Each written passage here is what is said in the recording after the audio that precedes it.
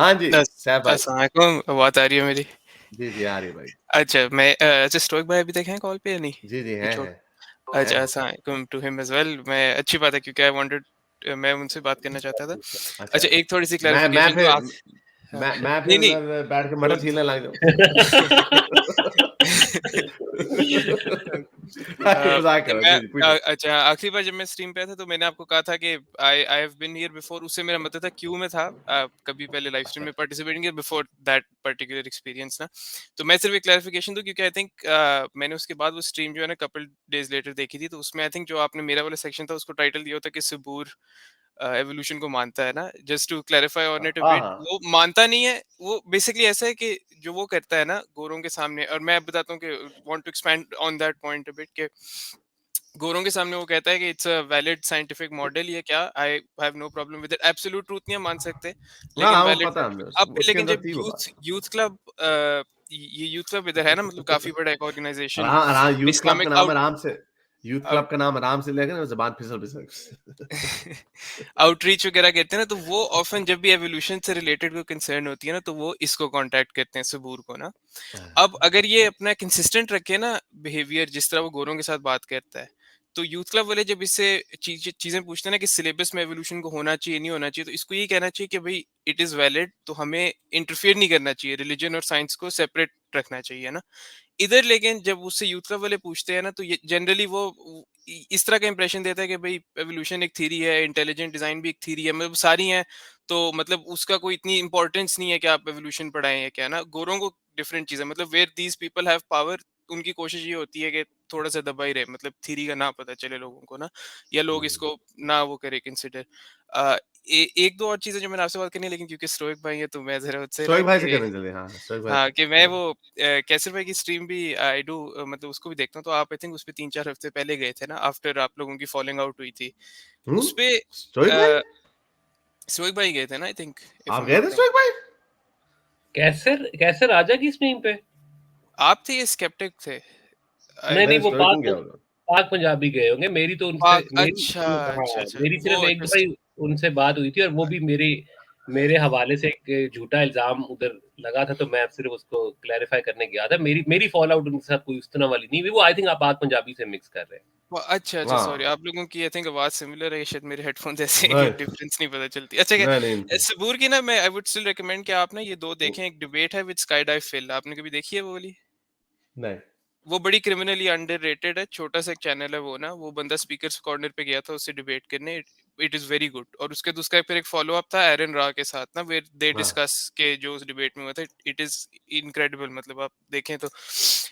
अब इसमें एक और चीज थी कि इसी तरह जब वो डिबेट कर रहे थे, ये यूथ क्लब वालों ने बुलाया था आई थिंक 3 इयर्स अगो, जब कोविड नहीं स्टार्ट हुआ था, तो हुड बॉय के ओके। किसी आर्टिकल को डिस्कस कर रहे थे। तो हुड बॉय ने कोई इस तरह की बात की थी कि जो सोल्यूशन हमें मिलेगा कोरोना वायरस का, वो आएगा फ्रॉम साइंस नॉट रिलीजन। और उसने यही आर्गुमेंट दिया था सबूर ने कि ये ना कैटेगरी एरर है, कि ये these are two different things, तो आप उनको ना कन्फ्लेट नहीं कर रहे। अब मजे की बात है, वो हुड बॉय के बारे में ये चीज कह देते हैं कि ये दो डिफरेंट फील्ड्स हैं, इनको इस तरह मिक्स ना करें। लेकिन जब कोई मौलवी इस तरह की कोई देता है स्पीच वगैरह कि कोविड जो है वो क्योंकि लड़कियां कपड़े कम पहनती हैं क्या, इसकी वजह से आया है क्या, तो वो तब मतलब यूथ क्लब या सबूर या नो वन सेज कि ये कैटेगरी के कोविड एक साइंटिफिक फिनोमिनन है, उसको साइंटिस्ट पे छोड़ दो। जब कोई बंदा इस तरह की रीजन देता है ना, सोशल रीजन, तो वो कभी नहीं बात करते कि ये डेंजरस आईडी वो है चीज। Leave the scientist to what they नहीं, आर यानी सपोज्ड टू कैटेगरी डू। के प्रॉब्लम से उसका क्या मतलब था कि हाँ, ज़ाहिर बात है चूँकि ये दुनियावी प्रॉब्लम है तो ये दुनियावी सॉल्यूशन ही इसका निकलेगा मीनिंग बाय साइंस। वो उसको हाँ, एक्सेप्ट हाँ, कर रहा था और वो कह रहा था ये तो वो कैटेगराइजेशन का इश्यू है, इससे नहीं, नहीं, गॉड नहीं, उसने उसने ये नहीं एक्सेप्ट किया कि साइंटिफिकली इसका सॉल्यूशन आएगा। वो बेसिकली खुद को क्रिटिसाइज कर रहे थे कि अब इधर लोग होते थे, क्योंकि उस टाइम पे कंबाइंड प्रेयर ग्रुप्स होते थे व्हाट्सएप पे, और मैसेंजर पे मैसेजेस और आते थे कि हम इस टाइम पे ना प्रेयर कर रहे हैं, और सारे जो है ना प्रेयर मिल पूरे टीवी के ऊपर बैठ के वो कर रहा था, मौलाना तारिक जमील रो रहा था, मेरी एग्जैक्टली बच्ची है, हाँ, वो कि तो बेड़े तो गर्क है अब इन वो लोगों उन के। लोगों को नहीं कहते कि कैटेगरी एरर है नहीं, कि नहीं, आप वो तो छोड़े, मुझे ये इनकी कैटेगरी के कमेंट की समझ नहीं आई, उनकी क्या मतलब है कैटेगरी से? वो कि बेसिकली ये कह रहा था कि हुडबॉय का जो था ना उस आर्टिकल जो उसने लिखा था, व्हाट ही मेंट वाज कि दिस इज अ नेचुरल मतलब साइंस से कॉजेशन। ही आएगा इसका सोल्यूशन, ये मुझे पता साइंस से ही क्या, उसका हाँ, सोल्यूशन आएगा ना। कैटेगरी से क्या नॉट मतलब है? फ्रॉम रिलीजन उस जो हाँ, कैटेगरी से ये था कि व्हाट ही मेंट वाज कि ये दोनों चीजें ना को एग्जिस्ट कर सकती हैं, कुछ इस तरह का मतलब सबूर का था ना। अब वो आई दे थिंक आप रियली डू मेरा नॉट, ख्याल, नो आई डोंट, मेरा नहीं ख्याल ये उसने कहा होगा ये थोड़ा सा बिकॉज़ ना मुश्किल है टू एक्सप्लेन, लेकिन आई वुड रिकमेंड कि आप देखें यूथ क्लब की है हुडबॉय और सबूर, अगर आप सर्च करते हैं ना तो ये वीडियो आपको नजर आ जाएगी, तो वो थोड़े से बेहतर आई एम उसको not gonna explain waste my time on this क्योंकि आइदर वे इज पैथेटिक कि परवेज हुडबॉय ने जो कहा था वो सच साबित हो गया, उसका सोल्यूशन हाँ, कहाँ से कि निकला? सॉल्यूशन साइंटिफिक है, उधर से लेकिन ये निकला, ना लेकिन मैं, पाकिस्तान में लेकिन इतना, जनरली होता है कि जिस तरह कोई अर्थक्वेक वगैरह है, कोई और चीज़ आए ना, तो लोगों का इमीडिएटली होता है कि ये खुदा की तरफ से पनिशमेंट है। मतलब चल, हम इमीडिएटली रिलीजन की तरफ जंप करते हैं ना, तो वो उस आइडियोलॉजी को काउंटर करने की कोशिश कर रहा था, और the response that they came up with वो बड़ा है, लेकिन चल ठीक है, दैट्स अ डिफरेंट थिंग। मैं एक और, ये आपने इनकी आर्गुमेंट सुने होंगे, not just Saboor, everyone says this कि अगर आप एक एथियस्ट हैं तो हर चीज बस एक ग्रुप ऑफ एटम्स है ना, तो आप किस तरह मतलब वो कर सकते हैं कि किसी एक ग्रुप ऑफ एटम्स के पास आप असाइन करें वैल्यू, क्या मतलब इंसान का क्या वैल्यू है, अनटिल के गॉड उसको वैल्यू असाइन करे। आपने सुनी होगी ये चीज उनसे कि हर चीज एवरीथिंग इज जस्ट एटम्स, तो आपको मतलब नथिंग हैज वैल्यू अगर आप एक एथियस्टिक वर्ल्ड व्यू है, even though there is no atheistic मुझे वर्ल्ड समझ व्यू। आता है, मुझे मजा, मुझे बड़े इन लोगों के ना ये बड़े बैठ के आर्गुमेंट्स बनाते हैं और एथियस्टों के लिए आर्गुमेंट सोच के बना रहे होते हैं। अच्छा, एथियस्ट का तो मतलब ये है कि कोई गॉड नहीं है, तो इसलिए यू नो ये हर चीज एटम्स हैं, ये न्यूरॉन्स हैं, तो देयरफॉर, ये जो देयरफॉर अगला आगे लगाते हैं ना, ये खुद लगा देते हैं वहां पे, स्ट्रॉमैन करके ना जंप मार देते हैं बीच में। बीच में हाँ। पूरी एक फील्ड होती है, हम्म। सोच ही नहीं, पीछे बीच में पूरी एक फील्ड होती है फलसफे की, हम्म। उसको गोल कर जाते हैं अपने मजे से। ना ना ना ना ना, हमने देयरफॉर किसी को कोई वैल्यू नहीं है।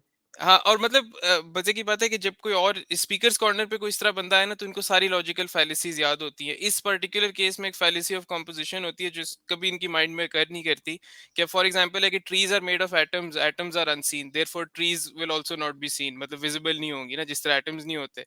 उसी तरह के अगर if a wall is made of small bricks, तो it can not be a large wall, मतलब not, it does not logically follow.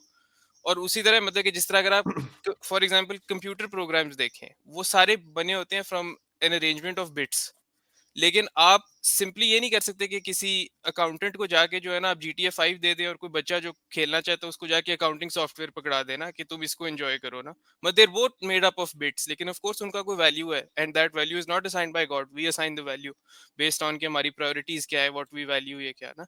तो क्या है? ये सिंपली उधर से आता है। अच्छा खैर, हाँ, आई थिंक दैट्स अबाउट चल इट। ठीक है, चल बहुत शुक्रिया आने का, thank you sir, thank you. मेरे इस नेक काम को जारी रखने के लिए मुझे पेपैल या पेट्रियन पे जरूर सपोर्ट कीजिए, ताकि मैं अपना पैगाम ज़्यादा से ज़्यादा लोगों तक पहुंचा सकूं।